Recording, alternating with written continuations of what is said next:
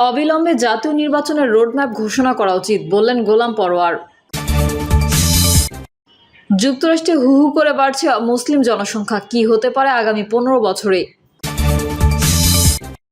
নেতাকর্মীদের নেতিবাচক কর্মকাণ্ডে বেকায়দায় বিএনপি। এবং সর্বশেষ জানাবো, সংস্কার ও ভোট প্রশ্নে ছাড় দিচ্ছে না কেউ।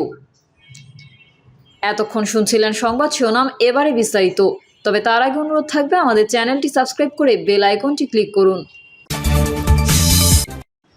অবিলম্বে জাতীয় নির্বাচনের রোডম্যাপ ঘোষণা করা উচিত বললেন গোলাম পরোয়ার।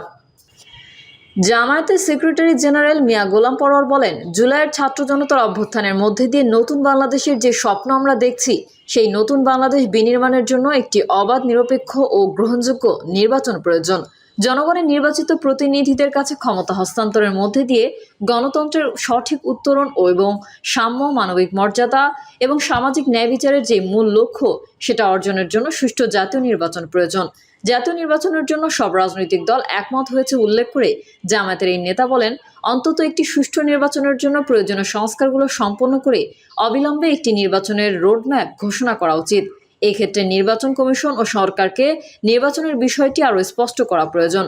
তিনি বলেন, জাতীয় নির্বাচনের আগে মানবতা বিরোধী অপরাধে 15 থেকে 16 বছরে জাতির পিতা যারা অত্যাচার, নির্যাতন, নিপীড়ন ও গণহত্যা চালিয়েছে, নিষ্ঠুরতা, বর্বরতা চালিয়েছে, তাদের বিচারের জন্য যে ট্রাইব্যুনাল হয়েছে, যে আইন হয়েছে, এটাকে আরও ত্বরান্বিত করে জাতির সামনে সেই বিচারও দৃশ্যমান হওয়া প্রয়োজন, যাতে জনগণ জানে ফ্যাসিবাদী শক্তির হাত থেকে মুক্ত হওয়া গণতন্ত্রের এই অভিযাত্রা আর কেউ ঠেকাতে পারবে না।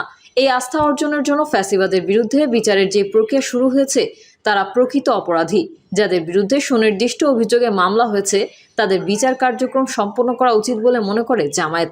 দলটির সেক্রেটারি জেনারেলের ভাষ্য, এ ব্যাপারে সব রাজনৈতিক দলের মধ্যে একটা জাতীয় ঐক্য তৈরি হয়েছে।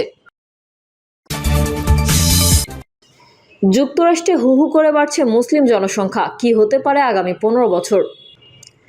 পিউ রিসার্চ সেন্টারের তথ্য অনুসারে 2040 সালের মধ্যে মার্কিন যুক্তরাষ্ট্রে মুসলিম জনসংখ্যা ইহুদি সম্প্রদায়কে ছাড়িয়ে দ্বিতীয় বৃহত্তর ধর্মীয় সম্প্রদায়ে পরিণত হবে।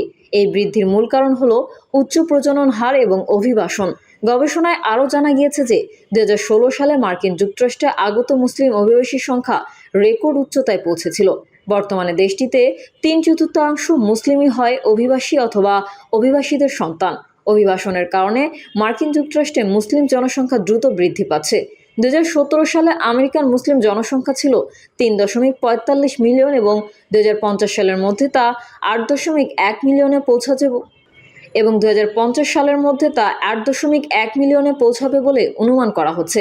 পিউ রিসার্চ সেন্টারের মতে, মার্কিন যুক্তরাষ্ট্রের মুসলিম জনসংখ্যার গড় বয়স অন্যান্য ধর্মীয় সম্প্রদায়ের তুলনায় কম। এর অর্থ হলো মুসলিমদের প্রজনন হার বেশি। ফলস্বরূপ আমেরিকায় আগামী দশকগুলিতে মুসলিম জনসংখ্যা আরও বৃদ্ধি পাবে বলে আশা করা হচ্ছে। এর জেরে মুসলিমরা মার্কিন যুক্তরাষ্ট্রের ধর্মের নিরিখে একটি গুরুত্বপূর্ণ গোষ্ঠীতে পরিণত হবে। আমেরিকায় দ্রুত গতিতে ও উল্লেখযোগ্য হারে মুসলিম জনসংখ্যা বাড়লেও তা কখনোই খ্রিস্টান সম্প্রদায়কে ছাপিয়ে যেতে পারবে না। তুলনায় কম থাকবে মুসলমান জনসংখ্যা।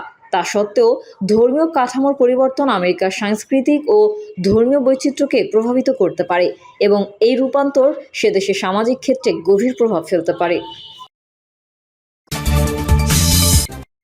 নেতাকর্মীদের নেতিবাচক কর্মকাণ্ডে বেকায়দায় বিএনপি।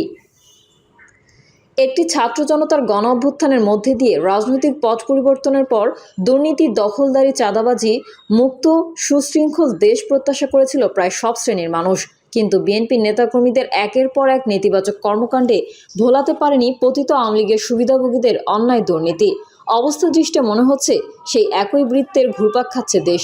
যদিও দলের নেতাকর্মীদের বিতর্কিত কর্মকাণ্ড নিয়ে 5ই আগস্টের পর থেকে শক্ত অবস্থানে দলের ভারপ্রাপ্ত চেয়ারম্যান তারেক রহমান। অভিযোগ উঠলেই নিয়েছেন সাংগঠনিক ব্যবস্থা, তবুও থামাতে পারছেন না নেতাকর্মীদের। বিষয়টি নিয়ে গোটা দলের মধ্যে এক ধরনের অস্বস্তি রয়েছে। দলটির দায়িত্বশীল নেতাদের ভাষ্য, অভিযোগ উঠলে তদন্ত সাপেক্ষে ব্যবস্থা নেওয়া হচ্ছে। পাশাপাশি বিএনপি অপপ্রচারের শিকার হচ্ছে। যারা অপকর্মে জড়িত তারা অধিকাংশই সুবিধাবাদী রাজনীতিক। পরিস্থিতি নিয়ন্ত্রণে বিএনপি ও অঙ্গ সংগঠনগুলোর কেন্দ্রীয় নেতাদের সমন্বয়ে গঠিত টিম দেশব্যাপী সাংগঠনিক সফরের মাধ্যমে স্পষ্ট বার্তা দিচ্ছেন নেতাকর্মীদের। তাদের বক্তব্য, কোনো ব্যক্তির ভুলের দায়ভার সংগঠন নেবে না। বিএনপির নেতাকর্মীদের যত নেতিবাচক কর্মকাণ্ড, গত 5 আগস্টের পর বিএনপির নেতাকর্মীদের একাংশ সারা দেশে ব্যাপকভাবে চাঁদাবাজি দখলবাজিতে জড়িয়ে পড়েছে। বিভিন্ন জায়গায় ঘটেছে প্রাণহানির ঘটনাও। এসব ঘটনায় ক্ষুণ্ণ হচ্ছে দলের ভাবমূর্তি। তারেক রহমান পরবর্তী সময়ে বিভিন্ন বক্তব্যে বলেন, ব্যক্তির চেয়ে দল বড়, দলের চেয়ে দেশ বড়। যারা দলের শৃঙ্খলা ভঙ্গের কারণ হবেন, ব্যক্তির চেয়ে দলের স্বার্থকে প্রাধান্য দিতে গিয়ে আমাকে বাধ্য হয়ে সাংগঠনিক ব্যবস্থা নিতে হবে। সংস্কার ও ভোট প্রশ্নে ছাড় দিচ্ছে না কেউ। আওয়ামী লীগ সরকারের পতনের পর দেশ পরিচালনার দায়িত্ব নেওয়া অন্তর্বর্তী সরকারের অন্যতম প্রধান লক্ষ্য দেশের সংবিধান, রাজনীতি সহ গুরুত্বপূর্ণ জায়গাগুলোতে সংস্কার করা। সেই লক্ষ্যে তারা বেশ কিছু কমিশন গঠন করেছে এবং কমিশনগুলো অনেক প্রস্তাব করেছে। রাজনৈতিক দলগুলোর মধ্যে ঐকমত্য ছাড়া এসব সংস্কার করাও কঠিন। কিন্তু সংবিধান থেকে শুরু করে নির্বাচন সহ অনেক বিষয়ে প্রধান দলগুলোর অবস্থানে বেশ ফারাক লক্ষ্য করা যাচ্ছে। সরকারের দিক থেকে ঐকমত্য কমিশন করে আলাপ আলোচনার ভিত্তিতে এই মতৈক্য ঘোচানোর চেষ্টা চলছে। তারপরও অবস্থা দৃষ্টে মনে হচ্ছে দলগুলো নিজেদের অবস্থান থেকে সরতে নারাজ। বিএনপি শুরু থেকেই বলে আসছে সংস্কার নিয়ে তাদের আপত্তি নেই। সংস্কার অবশ্যই দরকার, তবে দেশকে গণতান্ত্রিক ব্যবস্থায় ফেরাতে দ্রুত সময়ের মধ্যে জাতীয় সংসদ নির্বাচন অনুষ্ঠান করতে হবে। এর জন্য ন্যূনতম যে সংস্কার দরকার তা করার পক্ষে মত দিয়ে যাচ্ছে দলটি। বিএনপির এই মতের সঙ্গে মিল নেই তাদের একসময়ের মিত্র জামায়াতে ইসলামের। নির্বাচনের আগেই সংস্কারের বিষয়টিতে সর্বোচ্চ গুরুত্ব দিয়ে কথা বলে যাচ্ছে দলটি। প্রয়োজনীয় সংস্কার শেষেই জাতীয় নির্বাচন অনুষ্ঠানের কথা বলছে তারা। এমনকি জাতীয় নির্বাচনের আগে স্থানীয় নির্বাচন চেয়েছে জামায়াতের নেতারা। জামায়াতের এই দাবির প্রকাশ্য বিরোধিতা করেছে বিএনপির নেতারা। অন্যদিকে সরকারের পতনের আন্দোলনে নেতৃত্ব দেওয়া ছাত্রদের গঠিত জাতীয় নাগরিক পার্টি বরাবরই সংস্কারের পক্ষে অবস্থান নিয়েছে। দলটির বক্তব্য, সংস্কার ছাড়া কাঙ্ক্ষিত বাংলাদেশ গড়া সম্ভব নয়। এই অবস্থানে অনড় থেকে জাতীয় নির্বাচনের আগে সংস্কার প্রক্রিয়া শেষ করার পক্ষে মত দিয়ে যাচ্ছেন দলটির নেতারা। সংস্কার বিষয়ে মতভিন্নতা দূর করতে রাজনৈতিক দলগুলোর সঙ্গে বৈঠক করেছে অন্তর্বর্তী সরকার। গত ফেব্রুয়ারিতে গঠন করা হয় জাতীয় ঐকমত্য কমিশন। মতভিন্নতা দূর করতে দলগুলোর কাছে মতামত চাওয়া সহ যোগাযোগ করছে কমিশন। সর্বশেষ গত শনিবার জাতিসংঘ মহাসচিবের সঙ্গে রাজনৈতিক দলগুলোর বৈঠক হলো, যেখানে আলোচনার মূল বিষয়বস্তুই ছিল সংস্কার। সেই আলোচনার পরও সংস্কারের প্রশ্নে নিজ নিজ অবস্থানে অনড় রয়েছে দলগুলো। জাতিসংঘ মহাসচিবের সঙ্গে বৈঠক শেষে বিএনপির মহাসচিব মির্জা ফখরুল ইসলাম আলমগীর বলেছেন, আমরা যেটা বলেছি মূলত নির্বাচন কেন্দ্রিক সংস্কারগুলো করে ফেলা, তারপর দ্রুত নির্বাচন করা, এরপর একটি সংসদের মাধ্যমে বাড়তি সংস্কার করা। সংস্কার একটি চলমান প্রক্রিয়া, এটাই আমরা বলেছি। বিএনপি সূত্রগুলো বলছে, আওয়ামী লীগবিহীন ভোটের মাঠে বিএনপির জনপ্রিয়তা দেখে একটি মহল ঈর্ষান্বিত হয়ে নির্বাচন পেছানোর ষড়যন্ত্র করছে। যত দিন যাবে এই ষড়যন্ত্র আরও ডালপালা মেলার সুযোগ পাবে। যে কারণে সংস্কারের কথা বলে নির্বাচন বিলম্ব করতে রাজি নয় বিএনপি। তাই আগের অবস্থানে থেকেই পরবর্তী করণীয় ঠিক করতে চান দলটির নীতি নির্ধারকেরা।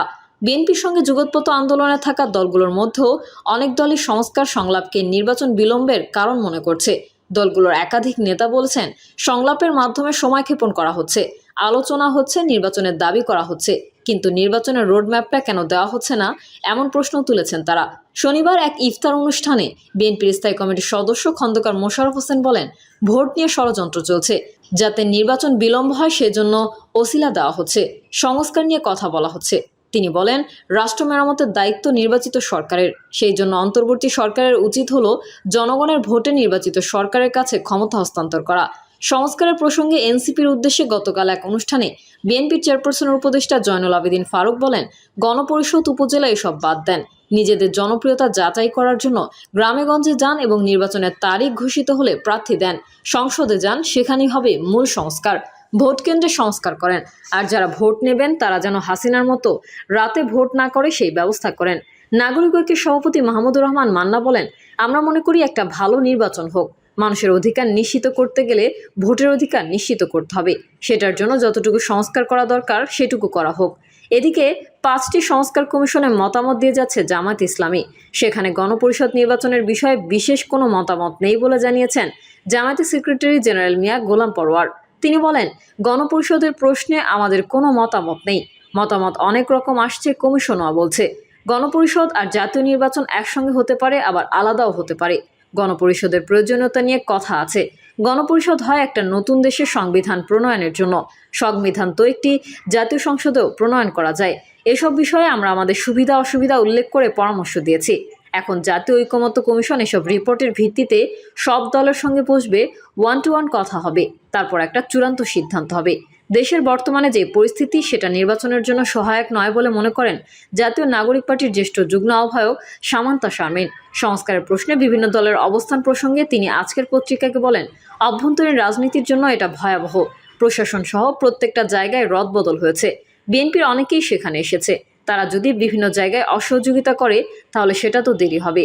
অনেক রাজনৈতিক দল সরকারকে সহায়তা না করে বরং পরিস্থিতি আরো কঠিন করছে জানিয়ে সামান্তা বলেন, অসহযোগিতা থাকলে সময় মতো নির্বাচন অসম্ভব হয়ে পড়বে। বৃহত্তর স্বার্থে বিবেচনা না করে দলীয় স্বার্থ চিন্তা করা হলে তো ঐকমত্যে পৌঁছানো সম্ভব হবে না।